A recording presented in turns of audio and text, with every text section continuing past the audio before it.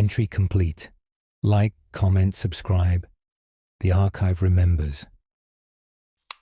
The construction site under my windows started a while ago. A small wild park was cut down 2 years back, and within a couple of months all the greenery was gone. The lot was covered with sand, leveled, and they began digging the pits for the foundations of the buildings.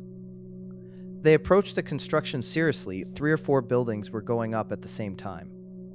Under my windows there was always something roaring, banging, creaking, or throwing out showers of sparks. Naturally, I sometimes glanced at how quickly the work was moving along. Not that I cared much, but as the old saying goes, you can watch 3 things forever: fire, water, and someone else working. Over time, I even got to know some of the more memorable characters, like the foreman, a short, stocky man with a throat that could scream like a megaphone, or the lanky crane operator who climbed up to his post every morning. Before long, the construction stopped bothering me. I started seeing their activity like termites in an aquarium. They build their tunnels and chambers, and I just sit and watch. That's how it happened that one night I couldn't sleep. I sat at the window watching the flashes of welding in the windows of the building across the way. By that point, the structure had already risen higher than my floor, and the work was now happening up above. I couldn't see the welders themselves, only sparks and flashes. What stood out was that the work was only active in one of the 5 buildings under construction. The others were clearly empty, only a few floodlights lit the site. At first, I didn't pay much attention to these night workers. Maybe they were rushing against the deadline, working around the clock. But then I noticed something stranger. No builders ever entered that building or left it. Of course, I didn't realize it right away, but the constant noise of construction, which always started when the workers arrived, had set a kind of rhythm for me too. When I got up in the morning, the first builders were just walking onto the site. So I adjusted my alarm a little and began watching that strange building from early morning. After several days of watching, I was completely sure. In the morning no one entered the building, and in the evening no one left. But the work was being done. Of course, there could be a simple explanation. Maybe there was another entrance on the site, and the workers from that building just went in from the other side. But I had already sensed a mystery, and I started digging into it. Well, digging is saying too much, but it was pleasant to feel like I was studying some puzzle. First of all, I went to look at the developer's permit. There was a map of the future district, numbering of the buildings, the construction company's address, and other useless details. What immediately caught my eye was that the strange building had been drawn onto the map last, clearly later than the rest of the buildings. I wrote down the developer's contacts, called them, and asked about the apartment prices in that building. The operator, a polite and courteous girl, told me that all the apartments in that house were already sold, but there were others available in the nearby buildings that were just as good. I thanked her for the information, promised to think about it, and went back home. In fact, it all seemed pretty ordinary. The apartments in the building were sold out, so they were in a rush to finish it as soon as possible. I wasn't sure if that was standard practice, but it was perfectly possible that one of the future residents was influential enough to push the process faster. Having satisfied my curiosity in that way, I forgot about the house and its existence for a while. I think it was mid-October. The weather was awful. A fine rain was falling, the sky was covered in heavy leaden clouds, and the temperature barely rose above 0. Every time I went outside, I wrapped my coat tighter. The wind cut straight to the bone. As usual, I stayed at home, enjoying warmth and quiet. I had finally gotten around to downloading my favorite TV series. I hate watching movies online, with all the annoying ads blasting at random volume. I made myself some cocoa, and sat by the window, waiting for the first episode of the season to finish downloading. The construction across the road was busy with its own life. Cranes turned their arms back and forth, builders slogged through mud up to their knees, and like on any respectable construction site, there were stray dogs.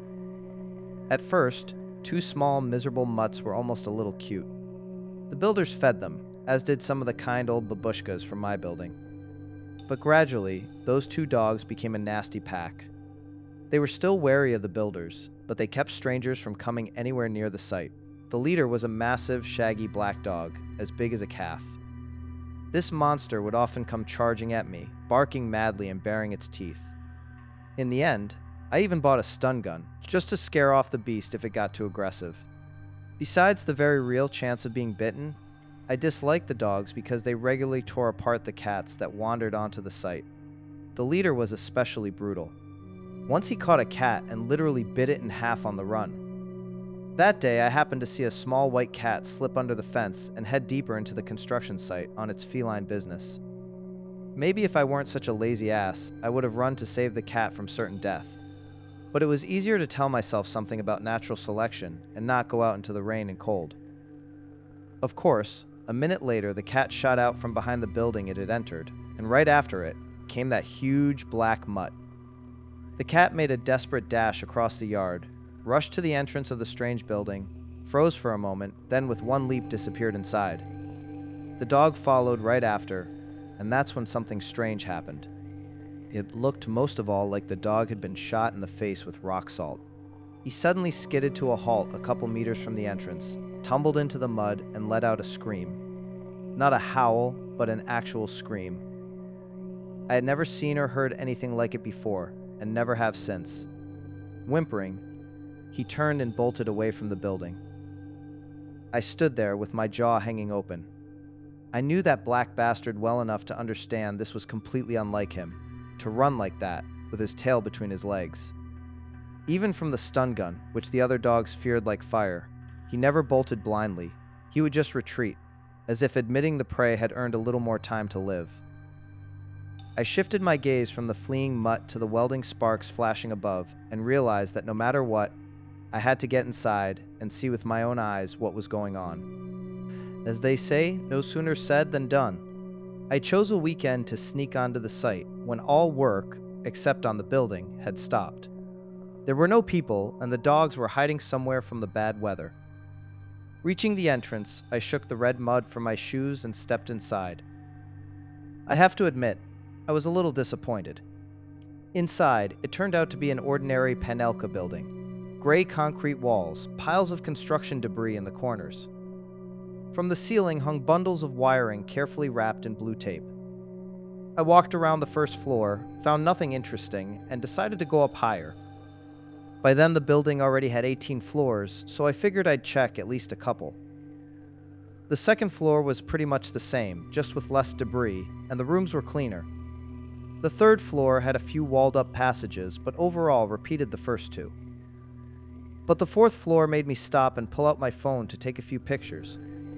In the very first room, I came across a staircase that went straight into the ceiling, just a stairwell placed in the middle of a room. Still staring at this absurd staircase, I walked into the next room and froze, confused, at the sight of a door tilted at about 30 degrees to the vertical. When I opened the door behind the tilted one, the room would have been normal, if not for the 30 or so bundles of wiring hanging from walls and ceiling. It felt like someone was planning to stud the room randomly with light bulbs. The other rooms on that floor matched the tone. A room you had to enter through a window in the wall, a room with a door and a window in the ceiling. The floor looked like a surrealist's fever dream. I remembered a childhood story about programmers building houses and snorted at the analogy. What a mess of architecture. Of course I wanted to see what came next. And next was something else. The fifth and sixth floors were full of utterly absurd constructions. Stairways with tiny doorways in every step, doors covering walled-up passages. I got briefly lost on the sixth floor and began to panic.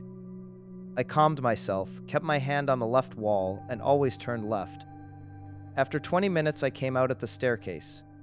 Expecting even more phantasmagoria, I climbed to the 8th floor. The first room was empty and unremarkable, just another floor. I even began to think the previous 3 floors of architectural chaos were someone's ornate custom order. Maybe they were building a huge escape room attraction? Wandering through identical empty rooms, I was ready to conclude the interesting stuff was behind me, when I suddenly came upon a foot dangling from the ceiling. No, it wasn't a severed limb. It was a normal booted foot, a pant leg like a builder's canvas trouser attached to it. The surprise did startle me. I poked the foot with a finger and, relieved, found the pant leg hollow. It was just fabric with a boot fastened to it. The foot swung when I prodded it. In the next room, a couple more feet hung from the ceiling. By then, there were about 20 on the floor. On the 9th floor, I expected hands next, and they didn't keep me waiting. Some 40 gloves, or full sleeves with a glove attached, dangled from the ceiling and jutted out of the walls. The crazy staircases with doors in the treads returned too. From those doorways stuck hands and sometimes feet. I reached the 10th floor when it began to get dark outside. I stared at the dim maw of doors and felt a twinge of regret. I decided to turn back. I didn't have a flashlight, and I wasn't about to wander those insane corridors at night without extra light. It might be thrilling, but the idea of catching my side on rusty rebar or falling out of a 10th floor window did not appeal to me. Leaving the building, I noticed the black dog. It was sitting under one of the workers' wagons and watching me intently. I felt uneasy. I had no weapon on me, the shocker was at home, and running through the mud would have been impossible. A cat could cut across that mess easily, but I'd be stuck in no time. Yet the dog didn't move, only followed me with its eyes until I passed through the gate. That night I dreamed of the building. In the dream, I wandered its endless corridors, climbed and descended staircases set at impossible angles, explored floor after floor of an architect's insane vision. In the morning, rubbing my eyes, I sat up in bed, stretched, slipped my feet into slippers, and glanced at the dresser and flinched. From the top drawer hung a hand, the sleeve of my winter ski jacket, with its glove clipped on. Smirking at myself, I got up, put the clothes away, and went to have breakfast. The next few days passed quickly. Work, routine, nothing interesting. I didn't plan another visit to the building until the evening of the following weekend, when there would be fewer workers around. To my surprise, the dogs at the site behaved unusually calm. Only one small mutt growled at me from under a wagon, but the rest of the pack just stared with glowing eyes in the dark, not moving. I slipped the shocker into my pocket and entered the building. Inside, nothing had changed. The same piles of debris, the same gray concrete walls. After a moment to steady myself, I started climbing to the 10th floor. A minute or two later, I was sitting, breathing heavily, as physical fitness is not my strong suit, on the landing marked 10. 2 meters above, the doorway loomed dark, beckoning with its blackness. Now, in twilight, the building didn't feel enchanting at all. It felt sinister.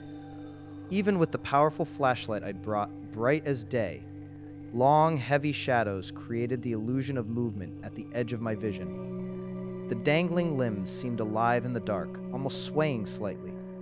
To be sure, I poked one with the tip of the shocker. The leg resisted.